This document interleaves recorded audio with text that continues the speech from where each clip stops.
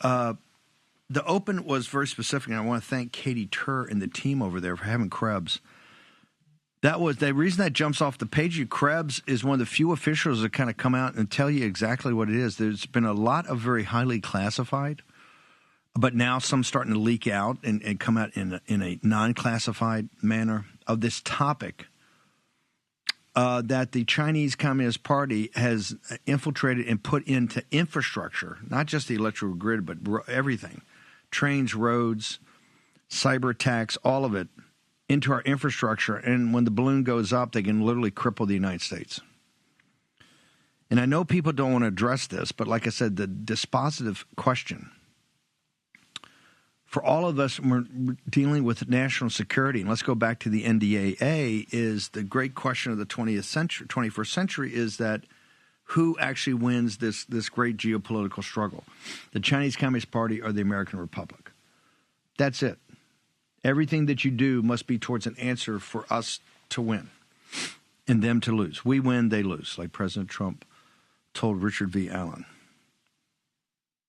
And I think that, number one, or most importantly, the imperial capital doesn't quite understand that because so many people have been bought off.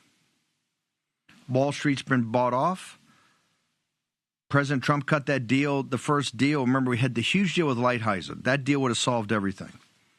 And the Chinese Communist Party walked away from it. Now, there's a couple of issues about walking away. That was the one that took care of all the state-owned industries, the overcapacity. Lighthizer and Navarro worked on that deal for 2 years.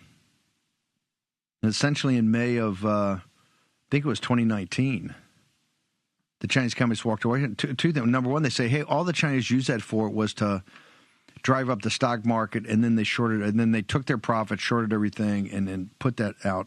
Other was that they just had the One Belt and One Road first big strategic conference of which Putin came to, and after that, Wang Qishan and she sat down with Le, who was the chief negotiator, and said, "Why have we agreed to all this? We don't want to do this because this would get us to be. We would be subsumed in the Western economy and have to do all the reporting, everything. We don't want to do that." The Chinese Communist Party. I will get into this deeper tomorrow. Cleo Pascal is going to come back and join me, and Colonel Grant Newsham, he of the book When China Attacks, not when, not if, not why, not how, but when. That we are already in a war with the Chinese Communist Party. They're at war with us. Unrestricted warfare. To wit, they've gone after the. You just heard this about the hacking of the telecoms. Nobody really wants to talk about it, but they took millions of people's information. I would kind of think that was maybe an act of war. I don't know. Then you had Krebs right there say the quiet part out loud. Well, everybody knows they're all in the infrastructure, not just the electrical grid, which they're all over. They are everywhere, in every part of our infrastructure, including roads, railroads, highways, the flight systems that keep our planes up. All of it.